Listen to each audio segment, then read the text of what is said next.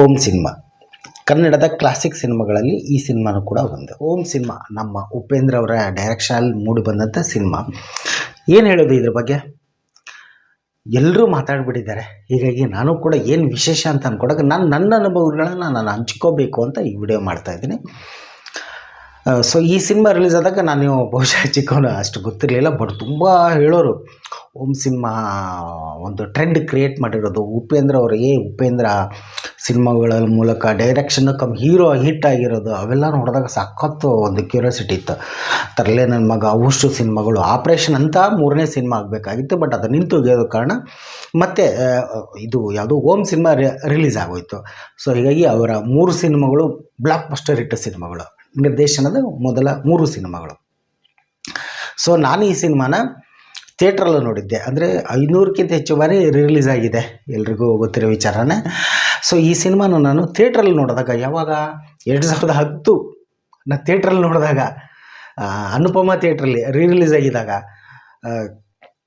ಅಂದರೆ ನಾನು cassette screen play ಏನು ಬರೋದಲ್ಲ ಅದನ್ನ ಹಾಕ್ಕೊಂಡು ಕೇಳ್ತಾ ಇದ್ದೆ. ನಾನು ಅದು ಸಖತ್ ಕ್ಯೂರಿಯಾಸಿಟಿ ಇದೆ. ಯಾಕೆಂದರೆ ಉದಯ್ ಟಿ ವಿ ಆಗಿರ್ಬೋದು, ಯಾವ ಟಿ ವಿಯಲ್ಲೂ ಈ ಸಿನಿಮಾ ಪ್ರಸಾರ ಆಗಿರಲಿಲ್ಲ. ಸೊ ರಿಲೀಸ್ ಆದಾಗ ನಾನು ಈ ಸಿನಿಮಾನ ನೋಡಿದೆ. ಸೊ ಎಲ್ಲರೂ ಹೇಳೋರಲ್ಲ ಆ ಥರ ಮೈಂಡ್ ಹೆಂಗೆ ಸೈಕ್ ಮಾಡಿದಂಥ ಸಿನಿಮಾಗಳಲ್ಲಿ ಓಂ ಸಿನಿಮಾ ಕೂಡ ಒಂದು.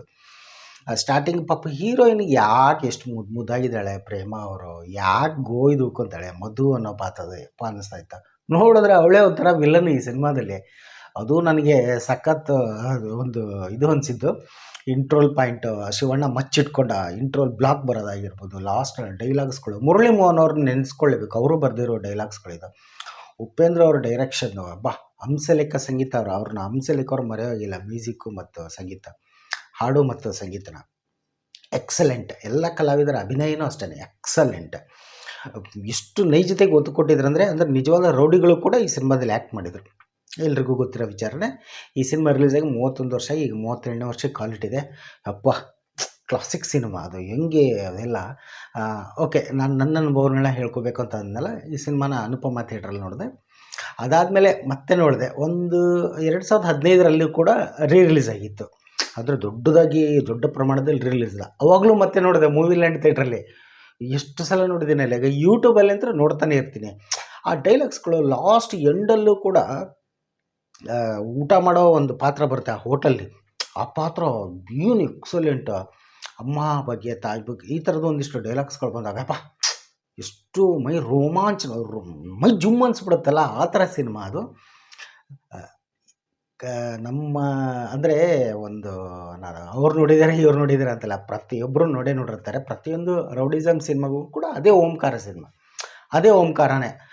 ಪಾರ್ಟ್ 2 ಬರಬೇಕು ಅಂತ ಹೇಳ್ತಾರೆ. ಎಲ್ಲೋ ಒಂದು ಕಡೆ ನನಗೂ ಅನ್ನಿಸ್ತಾ ಇತ್ತು ಪಾರ್ಟ್ 2 ಬಂದರೆ ಚೆನ್ನಾಗಿರುತ್ತಲ್ಲ. ಬಟ್ ಕಥೆನೇ ಮುಗಿದೋಗಿದೆ. ಉಪೇಂದ್ರ ಅವ್ರು ಇರ್ತಾರೆ, ನಾನು ಪಾರ್ಟ್ 2 ಅವಶ್ಯಕತೆ ಇದ್ದರೆ ಮಾಡ್ಬೋದು, ಇಲ್ಲಾಂದರೆ ಬೇಡ ಅಂತ. ಬಟ್ ಅವ್ರು ಮಾಡಲಿಲ್ಲ, ಇದುವರೆಗೂ ಮಾಡಲಿಲ್ಲ ನೋಡಿ. ಅದು ಗ್ರೇಟ್. ಸೊ ಯಾರ್ಯಾರು ಸಿನಿಮಾ ನೋಡಿದ್ದೀರಾ ಅಂತ ಹೇಳಲ್ಲ, ಪ್ರತಿಯೊಬ್ಬರು ಕನ್ನಡಿಗರು ಈ ಸಿನಿಮಾನ ನೋಡಿರ್ತಾರೆ. ಸೊ ಹೀಗಾಗಿ ಈ ಸಿನಿಮಾದ ಬಗ್ಗೆ ನನಗೆ ಅನಿಸಿಕೆಗಳನ್ನ ಹಂಚ್ಕೋಬೇಕು ಅಂದ್ಕೊಂಡು ಈ ವಿಡಿಯೋ ಮಾಡಿದೆ. ನನಗಂತೂ ತುಂಬ ರೌಡಿಸಮ್ ಸಿನಿಮಾಗಳಲ್ಲಿ ಅದು ಅಡಿಪಾಯ. ಓಂಕಾರ ಹಾಕಿದ ಸಿನಿಮಾನೇ ಓಂ. ಎಷ್ಟು 500ಕ್ಕಿಂತ ರಿಲೀಸು, ಅದು ಸಾಮಾನ್ಯ ಮಾತೇ ಅಲ್ಲ. ಅಂದರೆ ಕೆಲವೊಂದು ಸಿನಿಮಾಗಳು ಒಂದೊಂದು ದಾಖಲೆ ಬರಿತಾವೆ ಅಂತಾರಲ್ಲ, ಆ ಥರ ಓಂ ಸಿನಿಮಾದ್ದು ಒಂದು ದಾಖಲೆನೇ. ಸ್ಕ್ರೀನ್ ಪ್ಲೇ, ಅದರೊಳಗೊಂದು ಕತೆ, ಅಂದರೆ ಈರುಳ್ಳಿ ಬಿಡಿಸ್ತಾ ಹೋದಂಗೆ ಹಿಂಗೆ ಆಗುತ್ತೋ ಕತೆ, ಅದರೊಳಗೊಂದು ಫ್ಲ್ಯಾಶ್ ಬ್ಯಾಕ್ ಅದೇ ಕತೆ ಫ್ಲ್ಯಾಶ್ ಬ್ಯಾಕ್ ಬಿಡಿಸ್ತಾ ಹೋಗೋದು. ಲಾಸ್ಟ್ ಕಬ್ಬನ್ ಪಾರ್ಕ್ ಸಿಕ್ಕಿ ಚಾಕು ಚುಚ್ಚೋದು, ಆ ಹಾಡುಗಳು ಹೆಂಗೆ ಇದು ಅನಿಸುತ್ತೆ. ನನಗೆ ಪ್ರೇಮ ಅವರು ಅಂದರೆ ಈ ಸವ್ಯಸಾಚಿ ಸಿನಿಮಾದಲ್ಲಿ ಆ್ಯಕ್ಟ್ ಮಾಡಿದ್ರು ಅವರು. ಅದನ್ನು ಟಿ ವಿಯಲ್ಲಿ ನೋಡಿದ್ದೆ.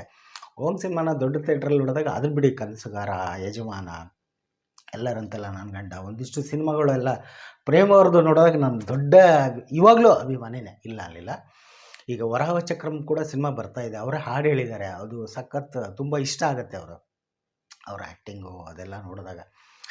ಆಮೇಲೆ ಅವರ ಒಂದಿಷ್ಟು ಫೋಟೋಗಳನ್ನ ನಮ್ಮ ಪ್ರವೀಣ್ ನಾಯಕ್ ಅವರು ಕೂಡ ಫೇಸ್ಬುಕ್ಕಲ್ಲಿ ಹಂಚಿಕೊಂಡಿದ್ರು. ಅಂದರೆ ಅವರು ಕೂಡ ಫೋಟೋಶೂಟೆಲ್ಲ ಮಾಡಿದ್ರಂತೆ ಹೀರೋಯಿನ್ದು. ಅದೆಲ್ಲ ನೋಡಿದಾಗ ಎಷ್ಟು ಕ್ಯೂಟ್ ಅನ್ಸುತ್ತಲ್ಲ. ಸೊ ಇವತ್ತಿಗೂ ಅದೇ ಕ್ಯೂಟ್ನೆಸ್, ಅದೇ ಒಂದು ಮುಗ್ಧತೆ ಉಳಿಸ್ಕೊಂಡಿದ್ದಾರೆ ನಮ್ಮ ಪ್ರೇಮ ಮೇಡಮು. ಶಿವಣ್ಣ ಮತ್ತು ಉಪೇಂದ್ರ ಅವರ ಕಾಂಬಿನೇಷನಲ್ಲಿ ಈ ಸಿನಿಮಾಗಳು ಬರಬೇಕಾಗಿತ್ತು. ಒಂದೇ ಒಂದು ಅಂದರೆ ಕ ಮಾಸ್ಟರ್ ಪೀಸ್ ಅಂತಾರಲ್ಲ, ಅದು ಒಂದೇ ಅಂತಾರಲ್ಲ, ಅದು ಒಂದೇ. ಅದು ಇರ್ಬೋದು.